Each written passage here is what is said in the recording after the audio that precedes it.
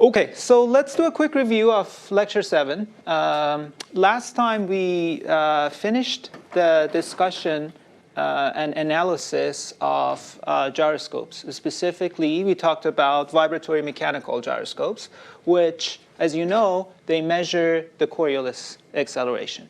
So let's quickly remind ourselves of how essentially the internals of the device are constructed. So if this is the enclosure, which is a silicon chip, you have a proof mass inside the device, and it can move in two axes, right? So that's basically the construction of the device. And then in one axis, remember, it's actively driven, which we call the primary axis or the primary mode of the device. So let's say, in our case, in this direction, that's our drive mode, where we basically generate some drive force. And we said that the drive force is always just a pure harmonic at a very specific chosen frequency that to get the best sensitivity for the device, you choose that frequency omega d to be or equal to the resonance frequency of that harmonic oscillator. And then in the other axis, which is our sense axis, what happens is that as soon as there is some angular velocity omega applied to the device, the Coriolis effect will kick in, and you get a Coriolis acceleration in the sense direction. And as we showed, the displacement in the sense direction is proportional to the angular velocity omega. So we did the full analysis from scratch, basically derive all the equations. At the end of the day, at the system level, what matters is the sensitivity of the device, which is how much displacement you get in your sense axis or sense direction for a given angular velocity omega. So that ratio is basically the sensitivity of the device. And after we did the full analysis, we basically came up with this expression. And high-level things, as you can see here, proof mass in the numerator basically tells you larger proof mass means more sensitivity. We have a few basically geometric parameters here, specifically the N, H, and D. These parameters are tied to the geometry of the comb drive capacitive actuator that the device uses. So N is the number of capacitive plates that you have, H is the height of them, and D is the spacing between the moving and the fixed plates of that comb drive actuator. V0 squared, that's the voltage or the voltage amplitude that you apply to your comb drive actuator. And then omega 0 again is the resonance frequency of the device. And then Bx, By are the damping factors in the X and Y directions, or in the sense and drive directions, which typically they are the same. So in our analysis, we made it general, and we're having like separate dampening factors. But as we said, when you do it using just the viscosity of the gas in a sealed chamber inside the device, you typically get the same dampening factor in the two directions. Okay, so that's basically the full analysis of gyroscopes. And again, remember that it really, down the hood, is an accelerometer, but it's measuring it's designed to measure a very specific type of acceleration, the Coriolis acceleration, which is directly proportional to the angular velocity. So it first finds basically Coriolis acceleration, and then with some very, very simple math, which is basically just a scaling or a linear transformation, it converts that to angular velocity. We also looked at the structure of the MEMS devices, 1D and 3D. So by now, I hope that for both accelerometers and gyroscopes, you feel like you really know these devices, at least the mechanical MEMS ones, inside and out, like from scratch, the physics of it, how they're built, the signal analysis, the system level analysis, and how you process basically the signals that you get out of the device, the raw signals, to basically convert them to the accelerations and angular velocities that you want your sensor to measure. Then we started basically looking at the simplest case of robotic perception, which is, let's use these two sensors that we learned about, the accelerometer and the gyroscope, and do something interesting for autonomy, which is basically finding the trajectory of a robot that is moving, which we call dead reckoning. So this is called inertial navigation, and systems that do that, they're called INSs, or inertial navigation systems. So the topic of discussion today is basically how we do inertial navigation. So to do inertial navigation, as we said, let me go one slide back, maybe just to remind ourselves, or a few slides back. So this picture here is basically the problem setup, right? We have a fixed or a global coordinate system, or a global reference frame, in which we want to localize the robot or find the trajectory, okay? And that's always, like, you can choose what global reference frame you want to work with. It could be tied to a geometry like north, east, down. It could be tied to maybe not the Earth geometry, but the geometry of a building that your robot is moving at. Like, it could be aligned with the walls of the building or something like that. But that's something you choose, right? You're free to choose what is your global reference frame. It's also sometimes called world frame, right? And then you have your device, the sensor or the INS, which I'm showing with this blue box here, basically. And this device, it has no idea what your global reference frame is, right? It only measures in its own body frame, right? So the accelerations that you get, for instance, out of an accelerometer, it reports in some XYZ coordinates, but these are the XYZ of the device, of that enclosure, basically, that is the body of the sensor. So that we call the body reference frame. Here it's shown in blue, and it has its own, basically, X, Y, and Z axes. Two important things. Your body reference frame is almost never aligned with the global reference frame, except for a very specific type of INSs, which are called basically stable platform. Those, as we talked about, have actively driven gimbals that always align the device with the world coordinates. But for what we work with, which are called strap-down INSs, there's no active mechanism to align your sensor with your external frame. So your SB is always going to be different from your global frame. The transform between the two is like a 3D rotation, right? It could be rotated in about the 3 XYZ axis. So you need to basically derotate the SB, the body frame of reference, to align it with the global frame of reference. That's one, and that's the first thing we'll do today. We'll see how you can use your gyroscope measurements to find that rotation matrix, and then use that to basically realign your measurements with your global frame.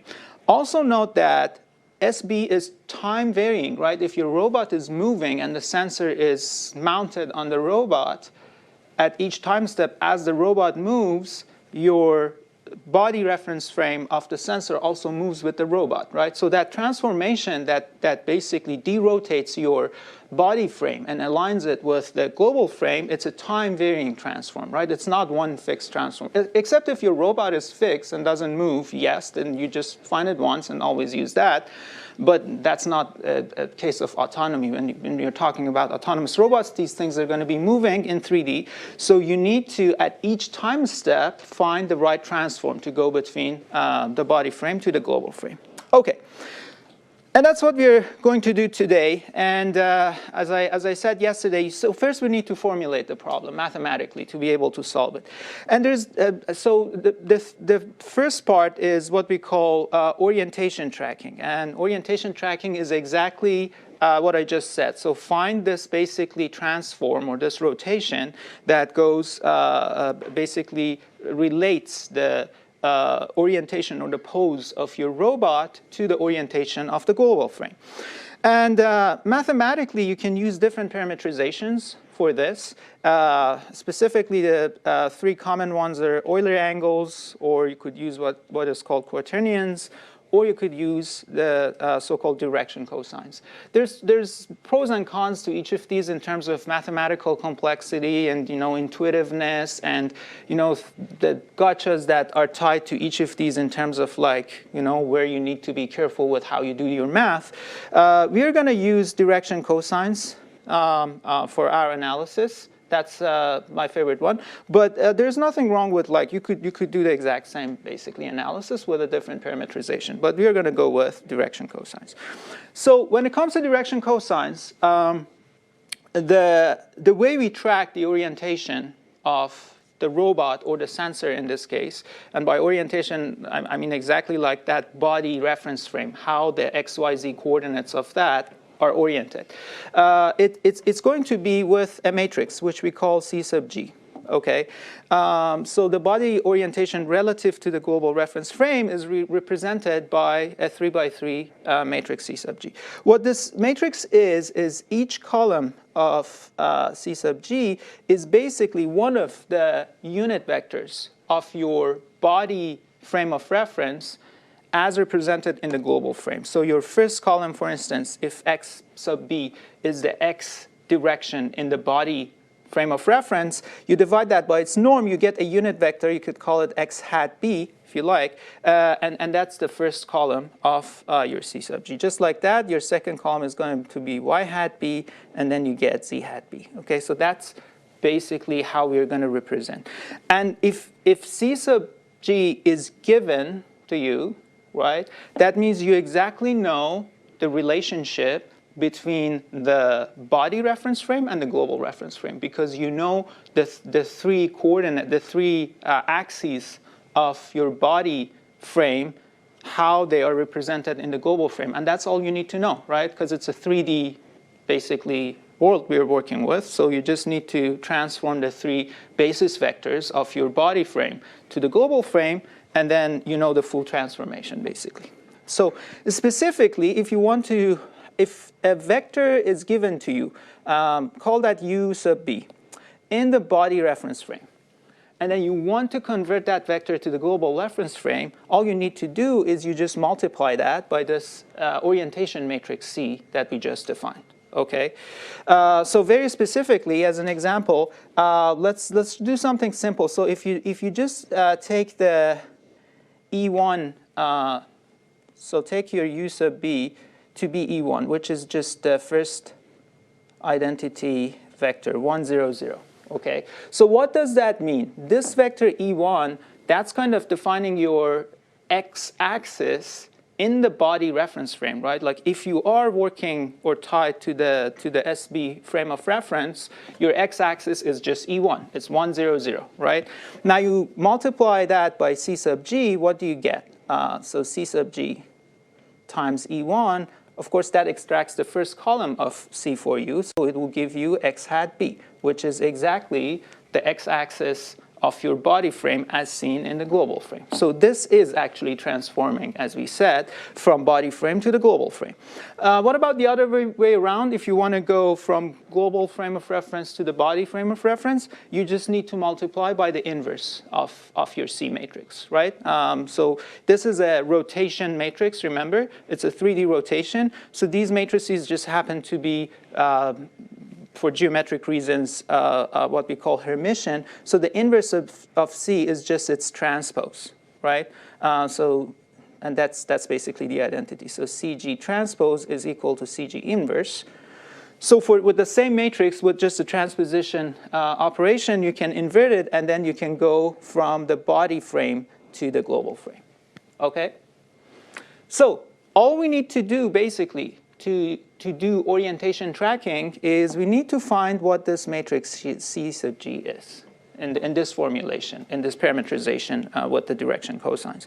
But what makes it slightly tricky, again, is that this is a time-varying matrix. So it's really actually a function of time. So it's C sub g of t that we need to find, because at each point in time, as the robot moves, that orientation matrix changes with it. OK, sorry.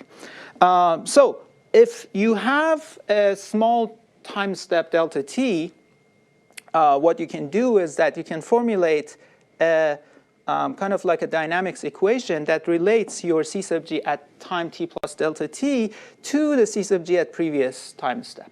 Okay, so what does happen at a small time step? Assume that in a time step delta t, your robot moved, right? So if you look at your previous pose and the current pose, there's going to be like a small rotation between the two, right? There's also a translation, but here we're just tracking orientation, remember, right? So by talking about the orientation, we ignore the translation. So if your robot is like moving in some direction, we ignore that. And it's only the rotations that determine how C sub g changes. So relating C sub g at time t to time t plus delta t, there's going to be a matrix multiplication, and this A sub t is going to be like a tiny rotation matrix, which basically determines by how much did your robot rotate and about which axes, and that determines how much your C matrix basically changed, right? So now, to be able to track C as a function of time, we basically need to solve this equation, but before we can do that, we need to find what this A matrix is, right? In a small time step, by how much in the body frame does your robot basically rotate? Okay, so let's try to find this AFT matrix together.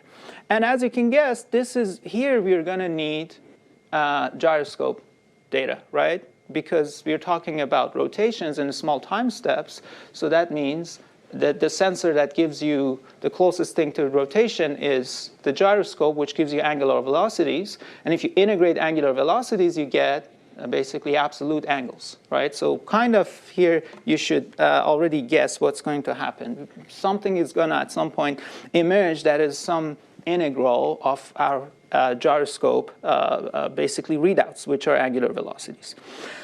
OK, so first let's talk about how rotations basically are formulated in 3D coordinates. If you're working with in 3D Cartesian coordinates, when we talk about the rotation, it's determined by two things, right? First, you need to define the axis of rotation, and then the angle of rotation, right? Exactly like when we were talking about angular velocities.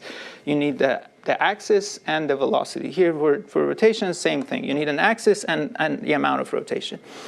And mathematically, there is these kind of like very famous matrices that basically give you rotations in the Cartesian coordinates about the x, y, and z axes. Okay, so for instance, if you rotate a point about the x-axis by some angle gamma, that operation or that transformation is given by this 3×3 matrix. That has like cosine gamma minus sine gamma, cosine gamma. And then the first column is 1, 0, 0. This kind of should make sense because this is a rotation about the x-axis. So if your point is already on the x-axis and then you rotate it, it's not going to change, right? So that's why the first column is just the E1 vector, right? Just like that, you can have rotations about y and z basically axes. So these are the well-known basically geometric transformations that give us rotations about the x, y, and z axes. So a general rotation in 3D, you can break it down into basically 3 rotations about the 3 main coordinates, which is the x and the y and the z. Okay. So if we do that for a general rotation, what we can say is that if you have a general rotation, you break it down to basically 3 rotations by rotation of alpha degrees or radians in Z, beta in Y, and gamma in X. By the way, the numbers you should be careful with your, of course, like are you working in degrees or radians, but both work as long as you're doing your math, right? So this is like your general rotation matrix, right? So any rotation in 3D, you can kind of like break it down to 3 rotations about X, Y, and Z with their corresponding angles. What is extremely important and a source of major errors is that in this formulation, order of operations matter. Okay, so if I change the order of these matrix multiplications, I'm going to get a different kind of rotation. So these matrix multiplications, they do not commute. Okay, so very simple example, just to illustrate why the order matters. Let's say my 3 fingers, if my index is the x-axis and the thumb is the z, so you have x, y, z. Okay, I'm going to do 2 rotations by 90 degrees. Starting, let's say the vector we are working with is already on the x-axis, so it's pointing in the direction of my index finger. Now I'm going to do 2 rotations, 90 degrees, about x and z axis. Okay, so in the first one, I'm going to rotate about z first and then about x. So you rotate about z. That's now where I'm pointing at, 90 degrees. And then I'm going to rotate about x. It's going to point up, right? So that's the final direction that we landed, okay? 90 degrees, 90 degrees, zx, okay? That's experiment 1. Now let's change the order of applying the rotations. I start with x. I'm going to rotate about x first. Well, nothing changes, right? It's still pointing in the same direction. So x, and then you do your z, and now it's going to be pointing left. See? So change the order, you end up with different orientation. So super important if you're going with this parametrization and the Cartesian coordinates, order of operations matter. Okay? All right, so with that, now we can kind of start basically doing our full analysis. So what we are doing again, we want to track very small rotations of the body of the sensor or the robot in small time increments. So what happens is your body frame basically rotates by small angles about x, y, and z directions. And those angles, we can directly get them from our gyroscope readouts. So for instance, rotation about xb, and this b is very, very important, right? So we are talking right now in the body reference frame of the sensor or the robot. So rotation about x, which is called rho, that angle, delta phi, is equal to the angular velocity that the gyroscope is measuring about the x-axis times delta t, right? So that's just basically you multiply your velocity by a small time delta. That gives you the delta angle, basically, in a small time step. Just like that, your pitch, which is rotation about the y-axis of the body, is given by the angular velocity about that axis times delta t. And rotation about z is given by angular velocity about the z-axis times delta t, right? So that's simple. Now, we also know what the rotation matrices look like as a function of the angles. So now we can write a rotation matrix for our role, basically. So rotation about x by some angle delta theta is given by this matrix. This is the same thing we saw before. I've just plugged in delta theta for my rotation angle. But here we can do a simplification. Because we're working with very small time steps delta t, that means the angles are also very small, right? Delta phi is small, and we can make a small angle approximation. What is that? That means the cosine of your angle is approximately 1, and the sine of the angle is approximately equal to delta phi itself. Here in this approximation, you have to work in radians, right? This approximation is in radians, not in degrees. So don't plug in numbers in degrees in here, right? These are in radians. So that's just a small, or this is coming from like if you take the Taylor series approximation of a sine function and just keep the first term, basically that's what you get. Okay? So this is now our rotation matrix that gives us the rho in a very small time step in the body frame of reference for very small angles. Okay, just like that, we can also get the rotation matrix for pitch and for yaw, and again, for all of them, you make the small angle approximation, and you're left with, you basically get these matrices which have delta theta and delta psi in them. Okay, all good? All right, so now we want to get the general 3D matrix of rotation, right? So we have to multiply these three. But here's the issue. I just told you when you want to multiply, the order of operations matter, right? So in what order are we going to apply these three matrices?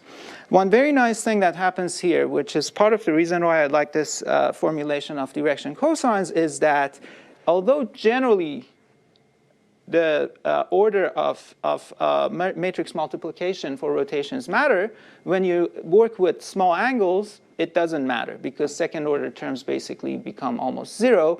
And now, as long as you're working with these matrices, with very small angles, you can apply your rotations in any order and you get the exact same result.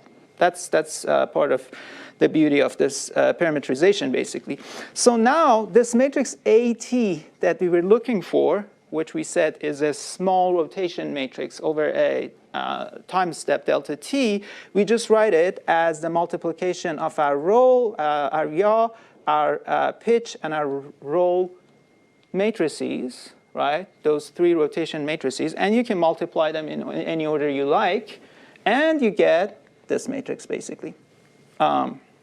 Very simple. So diagonal entries, as you see, are all 1. And then off diagonals are basically small angles corresponding to pitch, yaw, and roll of the body, basically, in a small time delta. So our A, then we can write it as the identity matrix. So the identity gives you basically these diagonal entries that are all 1, plus a matrix we call delta psi. And delta psi is basically the matrix which has all these small angles in it, right? And these small angles, remember, they are directly related to the readouts of our gyroscope. So the angular velocities that basically our gyroscope measures, those directly determine these angles. So for instance, our delta psi is just the angular velocity about the z-axis times delta t, right? Or delta phi is just omega bx, which is angular velocity about the x-axis times delta t, right? So here we have the full parametrization, and directly we can take the gyroscope measurements and populate this matrix delta psi. You add identity to it, and you find your A sub t. Okay. Remember that as we did this matrix multiplication, and that's also why the order of operations here doesn't matter, is because we assume the second order terms, which is the multiplication of two small angles, is almost equal to 0. So that's basically mathematically why it turns out that when you work with small angles, the order of operations don't matter, because these basically the order of operations goes into the second order terms, which are almost 0 for very small angles. Okay, so now we have found our A, right? And we know how it's directly related to gyroscope measurements. And we can go back to the original equation that we had for how our orientation matrix C changes over time, and then we can try to solve that to find orientation as a function of time. So let's do that. Now we're doing proper orientation tracking, right? We start with looking at the time derivative of CG, right? That's how C changes over time. And by definition, it's just basically C at time t plus delta t minus C of t over delta t, and we take the limit of that as delta t goes to 0, right? So let's do that. We plug in what we just found for C of t plus delta t. We just showed that that is equal to this matrix A of t times C, right? And also A itself, we found that you can write it A as identity plus this matrix delta psi. So plug that in. And now what happens is that these two terms cancel, right? The identity and this minus CG cancel out. And what you're left with is basically just limit of delta t going to 0, delta psi times CG. over delta t, right? So you can factor out your CG basically out of the limit, and you're just left with the limit of delta psi over delta t as delta t goes to 0. And this is a very, very simple limit to calculate, because if we basically remember what delta psi was, it was this matrix omega times delta t, right? Like the entries of delta psi were the angular velocities multiplied by the delta t's, right? So as you divide by that, all the delta t's basically go away. Then your limit basically becomes just this matrix we call omega times CG. And omega is a matrix of just the gyroscope readouts. It only has the angular velocities in it. Very, very, very simple, right? So at the end of the day, what we have is CG dot equals omega times CG. It's a simple dynamics equation. The only thing that complicates it a little bit is, as you see here, this omega itself is a function of time. So the proper way of, like, if we want to be explicit about it, it's omega t times CG, right? Because the angular velocities can change over time. That makes this matrix a function of time. Nevertheless, it's a first order, not time-independent, time-dependent dynamics equation, and we can solve that. If we solve that, then we have our C as a function of time, and then we know, and it's going to be a function of time, and it's going to be a function of gyroscope readouts. There's nothing else in this equation, right? Like, all the readouts are known, so then we can do proper orientation tracking. So let's do that. We start with this equation, and there is an analytical solution for this. You might remember it from your calculus course, but basically, with this first order equation, the solution is given by this. Your CG of t is the exponential of the integral of omega from 0 to t times C0. So C0 is kind of like your initial orientation, or the initial condition that you start at time 0. And you need to know that somehow. So that could be either like assumed if you're just doing relative tracking, or that could be learned from visual cues, or maybe from some other sensor tells you, oh, you're starting at this pose or orientation at time 0. So you somehow know that, or maybe you have like a digital compass that tells you the orientation at time 0 or something like that. And then you basically integrate this matrix omega, which is the matrix of your gyroscope readouts, and then you take the exponential of it, multiply that by your initial orientation, and that gives you your orientation matrix at time t. Okay? A couple of things to note. Well, first, as we guessed before we did any math, it turned out that you need to integrate your gyroscope measurements to track orientation. And that should make complete sense, right? These are angular velocities. You integrate angular velocities. That should somehow give you absolute velocities. But important thing is basically you integrate your omega, but then you take the exponential of it, right? So it's e to the integral of omega. And this here, this is a matrix exponential, right? Because your omega is a 3 by 3 matrix. You integrate that, you get a 3 by 3 matrix. So this is a matrix exponential. It's not a scalar exponential. Not a big deal, but it's just because our notation is, did I spell this right? Exponential, yeah, I think so. Because our notation is overloaded, I just want to point that out, that this is going to be a matrix exponential, which is perfectly fine, especially, for instance, when you're doing your algorithms or DSP on a computer, for instance. Most modern libraries have the support for matrix exponentials. But if you're doing things on like a small embedded processor, doing matrix exponentials can be very expensive. So in a few minutes, we are going to find a better formulation for this, which is computationally much more efficient. But before that, there's another thing, which is our readout. So this was assuming that, so this is like we're doing like a continuous time derivation here, right? Like our integrals are continuous and all that. But the actual measurements come discretely, right? Like your sensors give you measurements at some rate. They don't continuously, as a function of time, give you readouts. So you can get, I don't know, a good gyroscope might give you measurements at a few hundred hertz, 400, 800, maybe a kilohertz. So you get like 1,000 measurements per second. So you get discrete time, discretized measurements over time, or measurements over discretized time. So we have to basically solve this integral discretely, right? We can't continuously integrate it. So let's do that. It actually becomes a lot simpler if you do it that way. So what we do then, let's just come with a solver that goes step by step. So one step at a time, you basically update your orientation. As a new measurement comes in, you just update your orientation according to the measurement. So basically, we are now just looking at one time step at delta t. Okay, so you're going one step forward in time, and you just want to update your orientation matrix C. We still use the same solution we found, so that should be equal to the integral of omega just over the time step. So we go from t to t plus delta t. That's just one step, okay? And you multiply that by your previous orientation matrix, okay?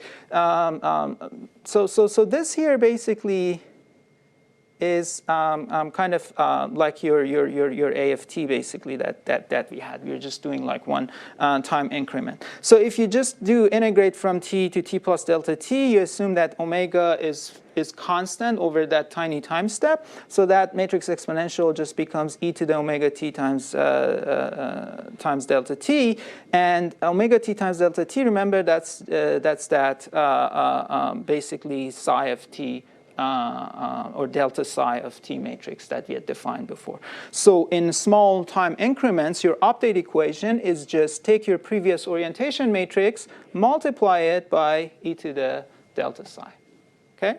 And that's how you discretely basically track your orientation. And what is e to the delta psi, or just generally a matrix exponential? It's given by this Taylor series expansion. So you start from identity plus delta psi squared over 2 factorial. So it's an infinite series basically that gives you them. It's the same as scalar exponentials basically, but remember that this guy delta psi is a 3×3 matrix here. Okay, so this is now perfectly fine. Like with this equation, and I'm just going to rewrite it here, CAG of t plus delta t, or if you want to work with indices, this could be your like n+1 time index equals e to the delta psi at n times CG at n, right? That's your update equation. I'm just going to make those brackets, n+1. So that's our update equation. This is perfectly fine, right? Like if on any modern, compute platform, you can do this. Your samples of readouts of the IMU come, or of the gyroscope come one at a time. You basically use them to build this delta psi matrix at time n. You take the matrix exponential, multiply that by your previous orientation matrix, and then you get the new one. And that works perfectly fine. However, as I said, when you don't have a lot of compute resources, doing something like an infinite series becomes very challenging because you don't have access to, say, a modern CPU or a GPU that can do this very, very fast for you. Because of that, it really helps if we can find a more mathematically efficient way of finding this matrix exponential. And it turns out that there is a beautiful derivation that finds a much more efficient way of calculating that matrix exponential with no approximations. So here we're going to do that. So what we do is we define an auxiliary variable. We call that rho of t. And that's just the norm of omega b times delta t. What is omega b? Omega b is the vector in R3 that is the 3 readouts of your gyroscope, right? So it's basically your omega x, omega y, omega z vector in SB, so in the body reference frame, times delta t, so that's a R3 vector. You'd get the norm of that, you get rho. So rho is a scalar valued function.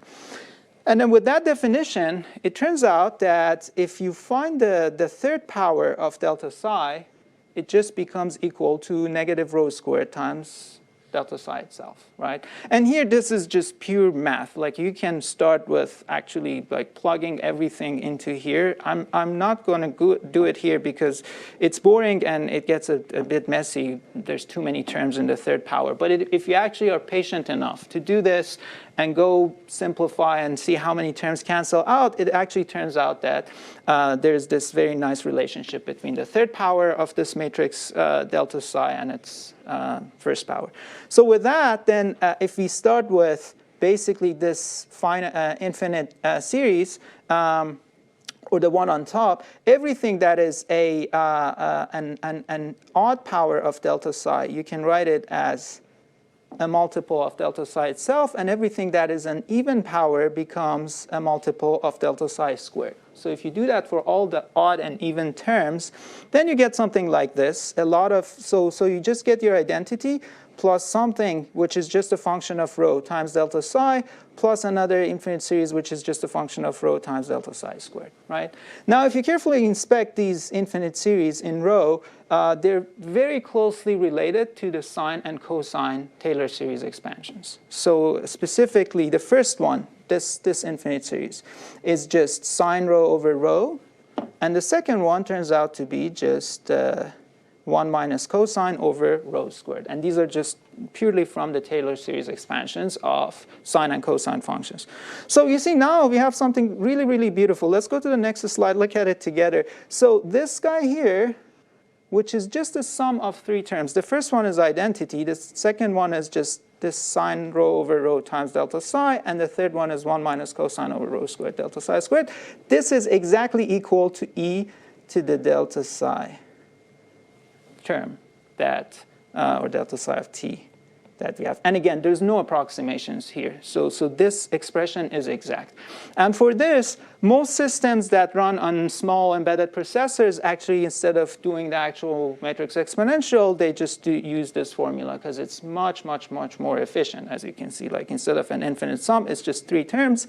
You just need sine and cosine functions, which are many efficient ways of calculating them. And then you just need delta psi and delta psi squared. OK? So that's how it's done. And what is delta psi? Let's just remind ourselves. That's just a matrix that has our gyroscope readouts, the omegas, times delta t. And the omegas, the omega bx, by, and bz, are just the 3 readouts that the gyroscope provides. So at each time step, basically, you get a new omega b vector from the gyroscope, right? 3 new measurements. 3 new angular velocities measured. You plug them into this. You build your delta psi matrix, right? And then you plug delta psi into your update equation. You know, do the sine and cosine and everything in the parentheses. Multiply that by your previous orientation matrix, and that gives you your new orientation matrix. You start, of course, with CG at time 0, which, as I said, you should assume. Sometimes it's given to you. Sometimes a different sensor provides it. But this needs to be known or assumed. And then over time, you just multiply that by this update matrix. And then that's how you do orientation tracking. Any questions?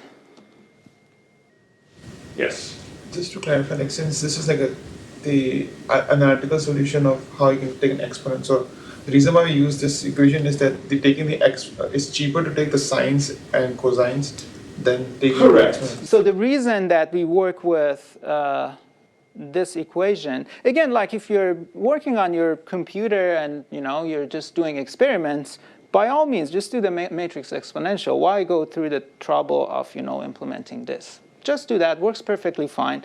But if you're working in an application where you're resource constrained on your compute, you need very low latency, fast calculations, then you use this. And exactly as Aksham said, it's much cheaper and easier to find sine and cosine functions than basically an infinite series of a matrix exponential. That series has lots of matrix multiplications in it, and matrix multiplications are generally expensive to compute. Sines and cosines, there is either you can have a lookup table for it, right? You can just save the values of sine and cosines, discretize it, and just use a lookup table. Then it's basically free. I mean, it takes up memory, but it doesn't take up any compute. Or if you want to compute them in real time, there are very efficient algorithms, approximate algorithms, of course, to give you sines and cosines. I think a good one is called, I can't remember the name, but there's a famous one that is used a lot in embedded software engineering. Okay, so yes. So sine and cosine of a matrix, is it just element-wise? Oh, the row, remember, is scalar. So the question was sine and cosine of a matrix. So this row was just, actually, it's here. The row is the norm of a vector, so it's just a scalar value. So these are regular, sine and cosines of a number, basically, in here. And that's, again, why it's fast and efficient to compute those. OK. So we have done orientation tracking. We haven't quite done, our localization or dead reckoning. But this was the difficult part of it. The rest is easy because, as we said, if you know the orientation, now what you do is this is just this C is just a rotation matrix at the end of the day. So you apply that to your accelerometer readouts, and that rotates them back from body reference frame to the global reference frame. And then you just integrate your accelerometer readouts. You go from acceleration to velocity and from velocity to position, as we'll do next. But note that as we're doing this process, our measurements for both accelerometer and gyroscope, these are not perfect, as you know. There's biases and there's noise in the measurements, at the very least. If it's not well calibrated, you can have crosstalk and other things. But even in the best case, you have a little bit of bias and some noise.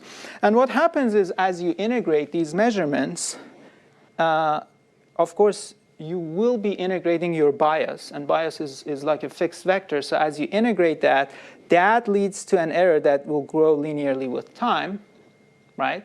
Remember, we had this integral of omega tau d tau, and omega has the angular velocities in it. And if angular velocities have biases, you integrate the bias as part of that process. And then you have your noise terms also in the readouts. And the noises, because these are basically zero mean random variables, they show up as some orientation random walk, right? So here's one example. We're working with a simple case. The true angular velocity, the ground truth in this case, was just 0.1 degrees per second of yaw. So that's rotation about the z-axis. Okay. But the sensor we were working with, it had some bias, and it had some noise with that spectral density and a bandwidth of 1 kilohertz.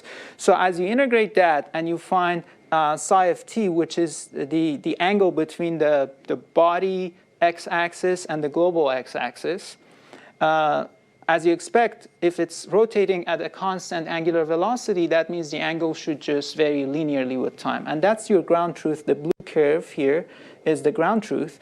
But what you actually track with the algorithm we just described is the red. So as you see, there's a little bit of jitter on the red. So that's the effect of noise. That's a little bit of the noise added. And then the bias causes this error to grow linearly with time. You see this gap is becoming larger and larger as the time goes. So you just start to drift away. And that's a big problem with pure inertial navigation, because biases always cause this drift over time. And that's a very well-known issue. OK. Now let's talk about position tracking. So we did orientation tracking. Now we're going to use our orientation tracking to do position tracking with a strap-down INS in global reference frame. This is very easy because what the accelerometer readouts are, it gives you accelerations in the x, y, z coordinates of the body, right? So it gives you ABX, ABY, and ABZ. These are the three accelerations in the body reference frame. And all you need to do is to transform it to the global reference frame, subtract the gravity component, and integrate, right? How do we transform to the global reference frame? We use our C sub G matrix that we just learned how to find from gyroscope measurements, right? And we know that the way the CG works, it transforms vectors from body reference frame to global reference frame. It's a rotation matrix, right? So if you multiply your A in the body frame by CG at time t, it gives you the A in the global reference frame, right? So we do that first at every time step, and then we also need to subtract the gravity component. That's a fixed vector that you just subtract. We call it G sub G. And so what you do is that after transforming your A to the global frame, you subtract the gravity component from it, and then you integrate that and add your initial velocity to it. That gives you your velocity at time t. And then to find position, you integrate your velocity from time 0 to t and add your initial position to it, and that gives you your position at time t. So this is now we're doing full dead reckoning. Again, there's two initial conditions that you need to somehow know, which is your initial velocity and initial position need to be known. As the case of orientation, you can either assume those if you're just doing relative position tracking. If you're doing absolute, they should be given to you from a different sensor. So maybe from your GPS, for instance, it gives you your absolute position and absolute velocity at time 0, and then you use that as the initial condition for your basically position tracking with the INS. One thing to note about this gravity component that we're subtracting, it's of course needs to be the gravity in the environment that you're working with. So on Earth, we know like the gravity is 9.8 meters per second squared, and we use that. It needs to be the gravity vector, so it should be pointing to the right direction, basically.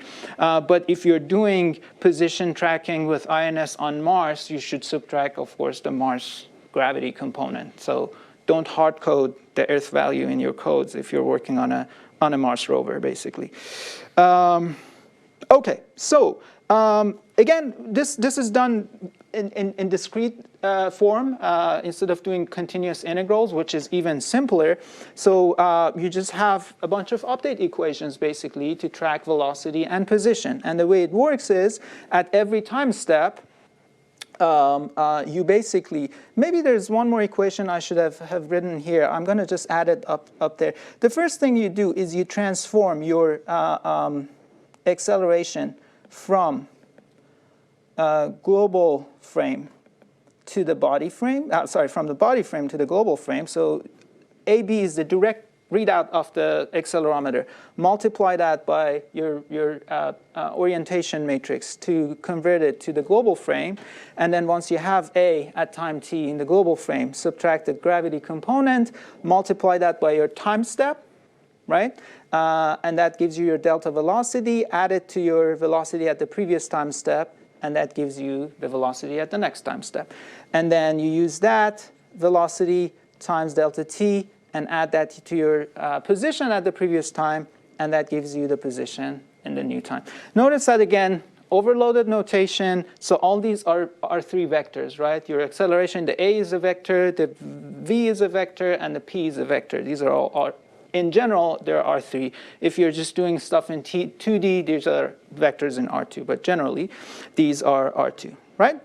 So your update equations, you apply them every time a new accelerometer readout becomes available. So as your new readouts come in, you just update your position and velocity accordingly. And that's complete, basically, dead reckoning.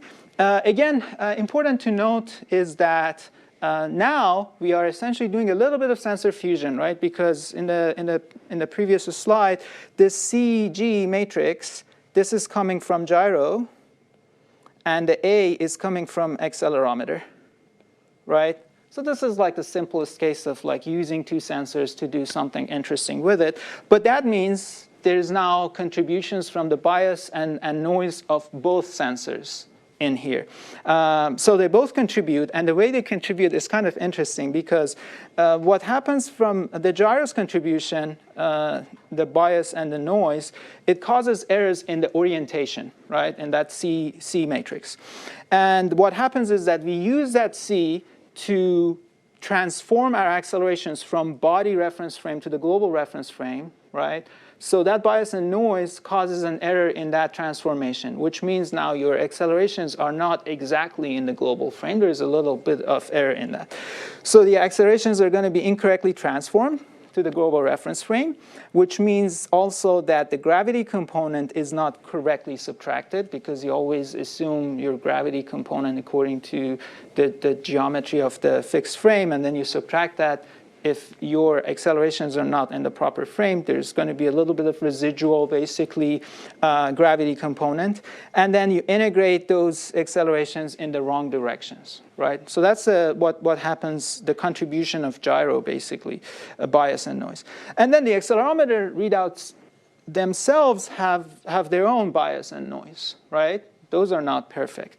And what happens there is that you start from an acceleration which has some bias and some noise, and you're double integrating, right? Because we integrate once, we go from acceleration to velocity, and then you integrate again from velocity to position. So a fixed bias in acceleration, you integrate it twice, it gives you a quadratic error in position. So errors can really, really blow up if you just purely do orientation tracking with INSs or IMUs over long periods of time. Very important to note. So you get position errors growing quadratically in time, and then you double integrate your noise. That just gives you some random walk on top of your basically position tracking. In terms of like which of these two contributions is kind of like worse than the other, usually gyro's contribution is the bigger effect than accelerometer. Although from what I said that like these errors become quadratic, the bias of the accelerometer, still it turns out gyro bias has makes its way into the orientation tracking, has a bigger effect on the overall error of our dead reckoning. So for instance, if you have a tilt error of just 0.05 degrees, I mean, it's really not much, right? You would think, I mean, this is nothing. With that much tilt error, if you just integrate it for 30 seconds, again, not a lot of time, you're going to end up with close to 8 meters of position error, which could be catastrophic, depending on the application, okay? So that's, you should be very aware of, you know, these basically limitations as you're using those techniques, and you should always do your full analysis according to the sensors that you've picked for your application. Look at their data sheet, look at the bias, look at the noise, plug in the numbers, do a simulation, and make sure like whatever error you end up with in the worst case is like within the margin of tolerance for your application. Otherwise, very, very bad things could happen. Here's an example of a 2D dead reckoning. So we are basically the ground truth velocities and accelerations, angular velocities and accelerations are given here. They're fixed just for simplicity. I just assumed like a fixed yaw rate and some fixed accelerations in X and Y directions of the body reference frame. And some bias values and some noise values. So basically, we plug everything in. We assume we start with an orientation that's aligned to the global frame and at 0 velocity and at the origin, just to make the simulation simpler. And then you do a 2D position tracking, or dead reckoning, as we call it. So you start at the origin at time 0. And the blue curve gives you the ground truth, basically trajectory after 100 seconds. And it moves fast, right? Like it's already moved more than a couple of kilometers, basically. And then the red gives you your basically what we get out of our INS tracking algorithm, dead reckoning. And you see there's after 100 seconds, in this case, there's already quite a bit of error. I mean, if you look at the scales here, this is a few hundred meters probably, right? Like 1 to 200 meters probably, which is a lot for any applications, I would say. But again, I mean, I'm not trying to say this never works. These numbers are probably a bit exaggerated. But for this reason, that there's always error in purely inertial navigation, in any real system, you would always want to use other sensors and fuse them into how you do your orientation tracking. The simplest one, which is very, very common these days, is use GPS. Because GPS, as we know, it gives you absolute position. So there is no bias in GPS measurements. There's noise. There's quite a bit of noise. It could be, up to a couple meters or more off. But there is no bias, and that's very important. So you can bring in your GPS measurements, and it gives you velocity also, position and velocity. And somehow, through a signal processing technique like, say, Kalman filtering, for instance, you can fuse in your odometry that you're getting from accelerometer and gyros, and also fuse that with your GPS measurements. So what happens is that GPS measurements come in slowly. It's a slower update rate than IMUs, but they don't have any bias in them, right? IMU measurements come much faster, but there's bias. So in that sense, they are complementary. Yeah, or if you remember, just when we started the topic of IMUs, I told you, like, when it comes to localization, there's position fixing and there's dead reckoning. GPS does position fixing. It doesn't do dead reckoning, right? So it gives you unbiased estimates of your position. So you can kind of see, if you kind of like fuse the two together, you should be able to do much, much better than this. And that actually is how it's done. You can, these days, buy integrated devices that have an INS and a GPS receiver already integrated with some signal processing engine that does the fusion for you. These are called INS GNSS receivers. You plug in basically a small GPS antenna to it, and it does the fusion between the GPS and IMU. There's even better ways of doing it. You can mix it in with visual odometry or positioning, and a very interesting common technique, which is a big research field, is called VIO, or visual inertial odometry. So then you mix in some way of estimating velocity and eventually position from visual cues coming from cameras or lidars or radars with the inertial techniques that we just talked about, and then you can almost completely eliminate these error effects that grow over time. So with sensor fusion techniques done right, you can get almost perfect, basically, localization in many applications. The cost, of course, is you need more sensors and you need more complex algorithms to do it. But it can be done, and it works beautifully. Bottom line is, there's a lot you can do with inertial sensors, but they also have very significant limitations. They're used almost always, but also almost always they're mixed in some way or sort with other sensors to compensate these limitations. Any questions? Yes? Could you explain the units of the noise? Yes.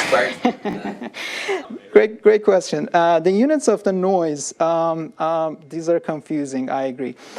So which one? Because they're both confusing, right? Like, let's look at the gyro. So the question is, what the hell is the units like 1 over square root of seconds? It's actually explained in that part of the notes which I skipped over, where we derived the noise power spectrum.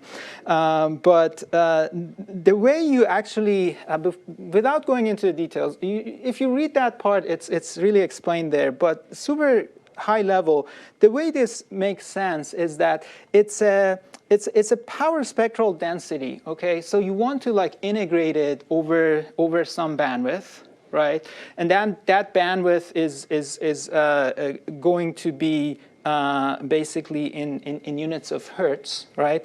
And what you want to get after you integrate, it should be in units of 1/seconds, right? So that's the angular velocity, or radians over per second, right? So one way that you can do that, and then as part of the process, sometimes instead of reporting, because there's when you find a power spectral density, you essentially are looking at the square of the magnitude of an FFT to convert it to power units, right? But the confusing thing that some data sheets actually do is that, well, although essentially you should do the squaring to find your power spectral density, but then they actually report the square root of it instead of reporting the square. And that's where this little square root of seconds comes from. So you have something that is like a power spectrum with units of 1/second over hertz, and then you take the square root of that, and that's where the square root actually comes from.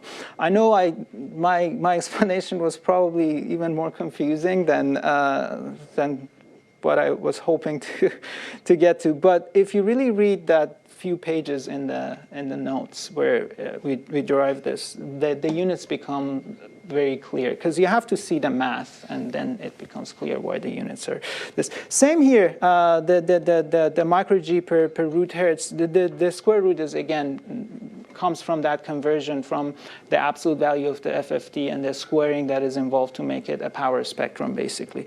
Yeah, these are, I really don't like these units. I find them myself confusing, but it's, for some reason, it's the industry standard that if you look at any data sheet, they report it in this way. Okay, so now we can start the next chapter, which is going to be about sound navigation and ranging, or sonar. Okay, before we start the discussion of sonar itself, I want to talk a little bit about robotic mapping, because essentially the next 4 chapters of the course is going to be about sensors that are used in robotic mapping. Okay, IMU and GPS, those are used for localization and odometry, as we know, right? So again, just to remind ourselves where we started, we know that to do navigation, you require 3 things, right? You require a map. You also need to localize yourself in the map, and you also need to know how you're moving, which means you need to do odometry. The 2 sensors we have learned about so far, which is the GPS and the IMU, they help with these 2, right? So with IMU, you can do localization, for instance, as we just talked about, using dead reckoning. It also directly gives you odometry, right? It gives you accelerations, velocities, angular velocities. Same for GPS. It localizes you, and it does some limited odometry also. But none of these do anything regarding to mapping, right? If you don't have a map, you really can't localize yourself, even if you have perfect odometry and localization. So now we're going to start talking about mapping. Okay, so what is mapping? It's a process of basically you sense your environment, and you construct either a 2-dimensional or a 3-dimensional map that shows you the static and dynamic objects around you, right? So it's kind of like a visual representation of the environment around you. And when it comes to mapping, there's 2 different ways that mapping is done. One is called offline mapping, and offline maps are basically pre-recorded maps. Like you open your Google Map, basically, and there's a pre-recorded map in there, right, that you can look at and you can use. So those are offline maps. There's also online or live mapping, and these are real-time generated. So your robot basically uses the sensors that it has on board, and in real time, it maps out what the environment around it is.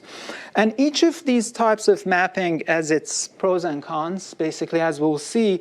But it's important to note that in many applications, both are actually used. So the robots will have some offline map, and then they also do some live mapping. The most obvious reason why you always need the live mapping is that offline maps, they don't give you, for instance, dynamic targets in the scene. Like if you look at your Google map, you can't just drive by looking at the Google map, because first it's coarse and it's not, super high resolution. But even if it was, it doesn't show you the cars on the street or the pedestrians or the, other things that are dynamically moving, right? And you need to know that. And those you need to measure in real time, of course. So you always need some level of live mapping. So here's just like one illustration of a map that kind of like an autonomous vehicle has generated. So this is like a 3D map from a LiDAR, and it shows all the static parts of the scene, like the road and the building structures, and there's also the pedestrians and cars and other things. The bounding boxes here, that's not part of the mapping. So there's like on the map they have run some perception algorithm, and then they have done some classification of pedestrians and cars and things like that. So the bounding boxes are technically not part of the map. Okay, so let's talk a little more about this idea of offline and online mapping. Starting with offline maps, there's two very distinct types of offline maps, and they're called high definition maps and standard definition maps. Starting with the standard definition maps, that's exactly what you get, for instance, from your Google Maps or Apple Maps, or these online navigation maps that are available. They're extremely useful. They show you, roads and buildings and things like that, but they're not super high resolution, and they don't show you typically, the fine structures in the scene or anything like that. Then there's HD maps, which here's a screenshot of, and these are like super high resolution. Like if you look at this map here, it even shows you, the poles of, for different traffic signs and things like that. All the structure in the trees and the buildings are very visible. It even shows you, the exact lanes and directions of the road. So this is one that is generated for autonomous driving, of course, but it has a lot more detail than a standard definition map. Now, I am personally, and this is not like a very scientific opinion, but I'm personally not a big fan of HD maps. So it's a huge topic of debate, especially when it comes to autonomous driving, that like should autonomous autonomous vehicles use HD maps or not? And it's a big debate. Of course, it helps a lot if you have these high-definition maps. I mean, you can do a lot with them when it comes to localization. But these are very, very expensive to generate. As you can imagine, you need, to, in very high detail, map out entire cities, basically. It's not a scalable operation. And the maps become obsolete. Like if there's construction going on and in a couple of months, they change the road or the building, your map is not valid, or part of it is not valid. For those reasons, I'm not a big fan of HD maps. I think it's convenient, but it's not scalable for full autonomy globally. But I should also say that almost all the autonomous vehicle demos we see on the roads today, like if you go to San Francisco and use any of the available services, they are using HD maps heavily, right? But the only, I think, one of the almost like autonomous products out there that, as far as I know, does not use HD maps is Tesla. I don't think Tesla uses HD maps. It just live maps the environment that the vehicle. Maybe they use SD maps too. I mean, I'm sure they use SD maps, but not HD maps. SD maps are cheap. They're already available, right? Like Google or Apple Maps or other map applications, they're already globally available. They can be done much cheaper. You typically use satellites, to map out the Earth, and those are very easy to use. So that's about offline maps. And then when it comes to live mapping, the live maps are typically much sparser than the offline maps, because again, these are live generated, so you're getting like frames of data from your sensor, or points of data from your sensor, and you're using those in real time. And by real time, I mean in very short time scales. You have typically like tens of milliseconds to map the environment around you. And for that reason, there's very limited information available to the robot to do live mapping. So typically when you look at a live map, they're called point clouds because they're just like a collection of points in 2 or 3D, and they're generally much sparser. Here we're looking at a live map from a radar. This was measured in Redwood City. And just to give context, I've shown the offline SD map from Google Maps, I think, of the exact same scene. So, because if you just look at the radar 2D point cloud, it might not make a lot of sense. But from here, for instance, you see like this L-shaped structure here, that's actually this building. This trapezoidal looking thing, that's actually the wall here. And there's actually fences around this parking lot. So that's why the radar is actually detecting the fences are metallic. As we'll see, radars are good at detecting metallic things. This angled structure here is actually this building. And there's the stuff here. Those are cars. I mean, these are not captured at the same time. But as you see, there's always like cars parked on the side of the street, so that's where they are. And you have the 2 roads and the cross section basically on the 2 sides. So it's useful. I mean, the point here is that yes, it's very sparse, but because it's generated live, and it also gives you the details of all the dynamic assets in the scene, live maps are going to be very useful. This one again is 2D, so it only has azimuth resolution and elevation. Everything is flattened out. It's kind of like gives you a bird's eye view, if you will, of the scene. But you can also have 3D point clouds or live maps. So here's one from a Velodyne LiDAR, for instance, generated. So again, you have your ego vehicle in the center, and there was a LiDAR mounted on top of it. And these round things that you see, these are kind of like the scanning lines of the LiDAR. We'll talk in painful detail about all this in a couple of weeks. So don't worry. Right now, just visually, I want you to kind of get a feel for what these live maps look like. It's 3D, it's live, but it is sparse, right? It's not as dense as like a offline HD map.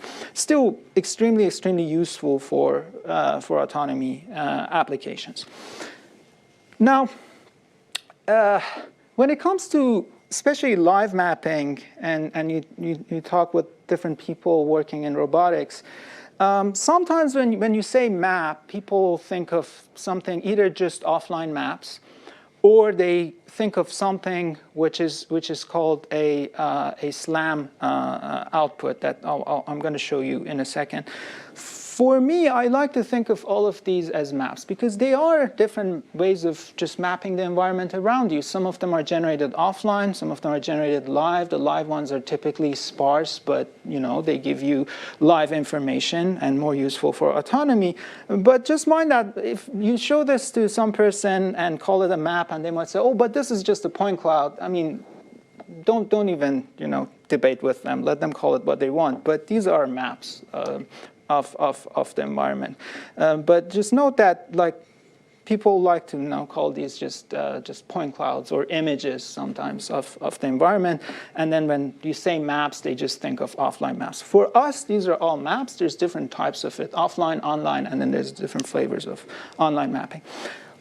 You can generate live maps that are very, very dense using a technique which is called simultaneous localization and mapping.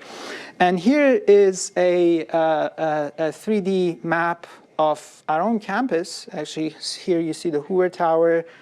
This is looking into the main quad, and the oval is over here. And this is this called Jane Stanford Road now? Yes. So this is one I did 4 years ago with a LiDAR. But so as you see, this is much denser, right? Compared to the previous, like this one where it's like on the road, you get like big gaps, for instance, between the LiDAR scan lines. Here, not. It's much more dense. And the way the SLAM framework works is basically it accumulates multiple frames of point cloud. And it corrects for the motion of the platform. And the platform is whatever the sensor is mounted on. It's a robot or whatever. As it moves, it collects multiple frames. It registers them together. And by registration, I mean it undoes the motion part which will otherwise blur out your point cloud. It registers them all together and basically accumulates all those points and generates a very dense map of the environment. You can do SLAM with LiDAR, with radar, with cameras. You can do it with many different sensors. It's extremely useful, but it also has its own caveats. So for instance, this one I did it very late at night so that there was nobody around who was like moving. But if you did this during the day where like people are moving around and there's cyclists, what happens is that you would get trails for moving assets in the scene because, of course, the underlying assumption of the SLAM framework is that everything is stationary, and with a rigid transform, you can register everything to a common reference frame. But if there's dynamic assets in the scene, those wouldn't register, and they would look as like these blurred trails. Still okay, but that's just a limitation to note. And so the point is, you can generate dense, almost like HD-like live maps with your sensors, but you need to accumulate multiple frames, which means it adds some latency to the map that is being generated. Okay, so very quickly, different sensors, as I said, can be used for robotic mapping.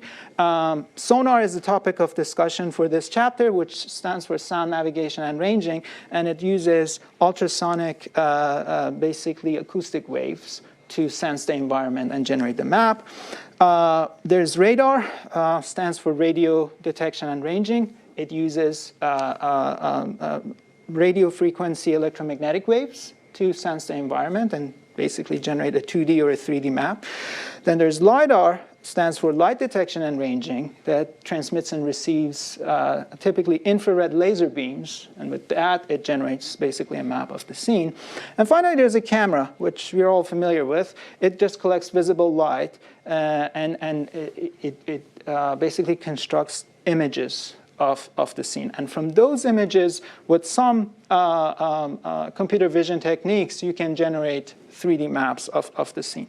So the first three, the sonar, radar, and LiDAR, these are called active sensors because they actively send signals and collect back the echoes from the environment. The signals could be, again, ultrasonic waves, radio frequency electromagnetic waves, or optical electromagnetic waves. So these three are active sensors. And then camera, it just collects visible light from the environment. So in that sense, it's not active.